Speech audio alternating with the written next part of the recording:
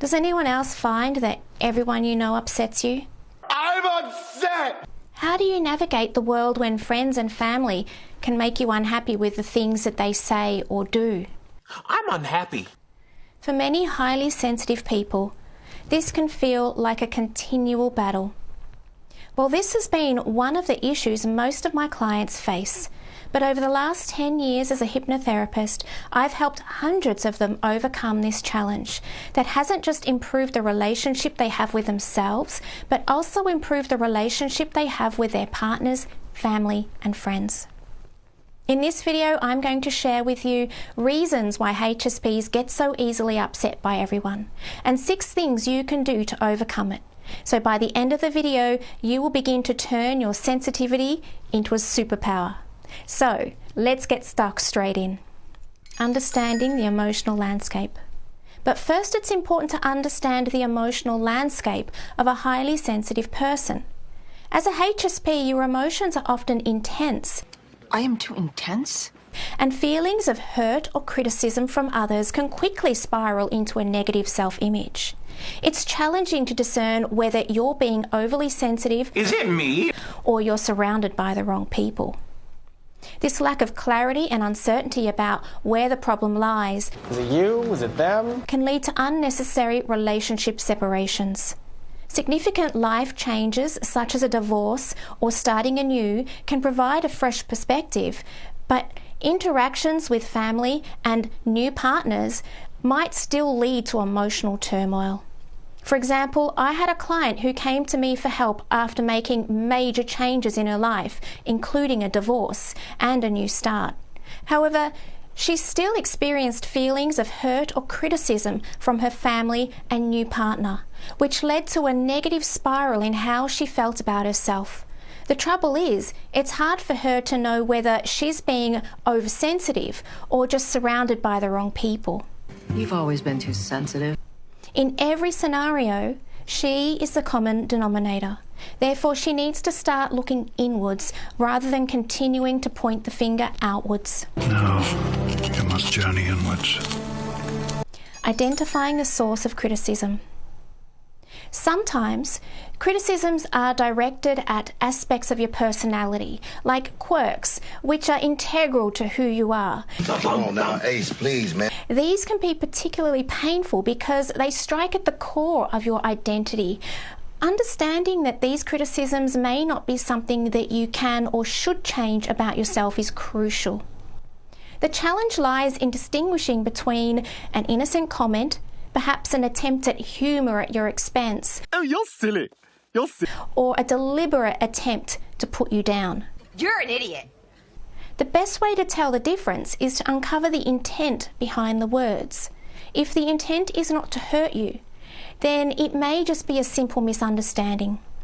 While their words may have upset you, understanding that they meant no harm can help you forgive and forget. Let those words wash over you. Be like water off a mule's back? Isn't it duck? However, if the intent is to hurt you and make you feel bad, then you now know that they are not a very nice person.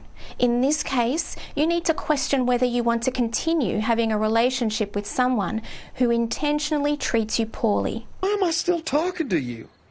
Remember, it's okay to distance yourself from those who consistently bring negativity into your life. You don't have to take from anyone. Alright, now we're moving on to the next section. This is something everyone can do, which is to hit the like button. If you find this video helpful or eye-opening, please click the like button. Your support not only shows that you're finding these tips useful, but also helps spread this content to more people. Thanks. Building self-esteem and self-confidence. Being a highly sensitive person means experiencing the world with a heightened level of emotional intensity. However, it does not mean that you need to be overly sensitive to other people's comments about you. Many HSPs struggle with having thin skin and being easily hurt, but believe it or not, this sensitivity is not inherently due to being a HSP. Instead, it often stems from a lack of self-esteem and self-confidence. Self-esteem? As a HSP, your emotions are often intense, and feelings of hurt or criticism from others can quickly spiral into a negative self-image. This is because without a solid foundation of self-esteem, it's easy to internalize others' comments and perceive them as personal attacks. When you lack self-confidence, any criticism can feel like a confirmation of your worst fears about yourself. Understanding that this reaction is not an avoidable part of being a HSP is crucial. It means you can work on building your self-esteem and self-confidence, which in turn can help you handle criticism and negative comments more effectively. Here are some strategies to help. HSPs often have a heightened fight or flight response, leading to quick emotional hurt. Despite extensive therapy and self-awareness, moving past these feelings can be exhausting. It's essential to develop strategies to protect yourself emotionally. Here is how you can manage your emotional reactions. Diffuse your triggers. Start by recognizing your triggers. Pay attention to situations that make you feel criticized or hurt. Understanding these triggers is the first step towards managing your reactions. Challenge negative self-talk. Often, the way we talk to ourselves can be more damaging than what others say. Challenging your negative thoughts by questioning their validity and replacing them with positive affirmations. How? How do I do that? Use your feelings as a trigger to become aware of your negative thoughts. Feelings are the key to unlock your subconscious mind. Stop and notice how you're feeling and label it. I feel angry. I feel worried. This helps you move from the subconscious mind to the conscious mind. In other words, from the emotional to rational.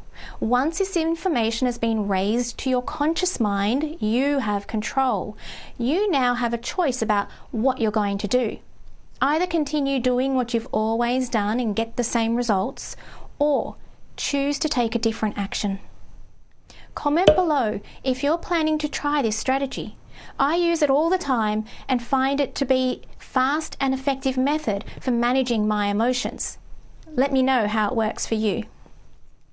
The power of giving less fucks. In addition to building self-esteem and self-confidence, another crucial strategy for HSPs is learning to give fewer fucks. That's right, I said it. We're all grown-ups here. No? What? Opinions are like armpits. Everybody has them, most of them stink. So why should we give a shit about what others think or say? Just because someone has an opinion about you doesn't make it true or relevant. Why should I care? Know yourself. The key to caring less about others' opinions is knowing yourself well enough to discern whether others are right or wrong about you. Self-awareness and self-acceptance is vital. I know who I am. When you know your strengths and weaknesses, you become less vulnerable to others' judgments. Perspective shift. Realize that most people's opinions are shaped by their own experiences, insecurities and biases. Their judgments are often more about them than about you. Understanding this can help you let their comments wash over you like water off a duck's back. Focus on what matters. Shift your focus from trying to please others to living authentically.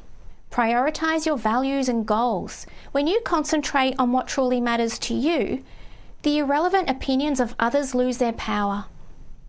If you're still here and you're getting value from this video, make sure to click the subscribe button. I come out with new videos just like this one every week. Okay, moving on to the next section. Setting boundaries. Family relationships can be particularly challenging for HSPs. Setting boundaries is crucial, even if it means limiting interactions with certain family members. It's important to remind yourself that their reactions reflect more about them than about you. For example, telling a family member, That really upsets me.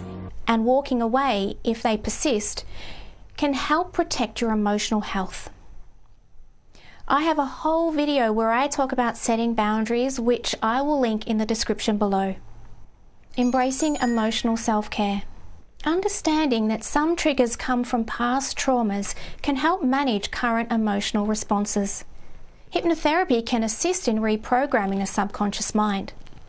I have developed a program that is designed to uncover the root cause of the emotional triggers and diffuse the trigger so that it doesn't go off again in the future, making you a lot more emotionally stable and secure of yourself.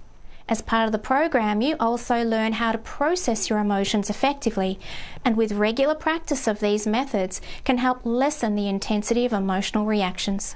Navigating life as a HSP can be overwhelming at times, but with self-awareness and the right boundaries and supportive relationships, it is possible to create a fulfilling and emotionally healthy life. Earlier in the video, I mentioned how crucial it is to set boundaries. However, if you find it difficult to set healthy boundaries for yourself in your relationships, I've made a video over there where I talk about the delicate dance between self-care and selfishness, exploring where to draw the line and how to navigate these waters with grace and confidence. So if you're interested in learning more about boundary setting, you can check out that video over there.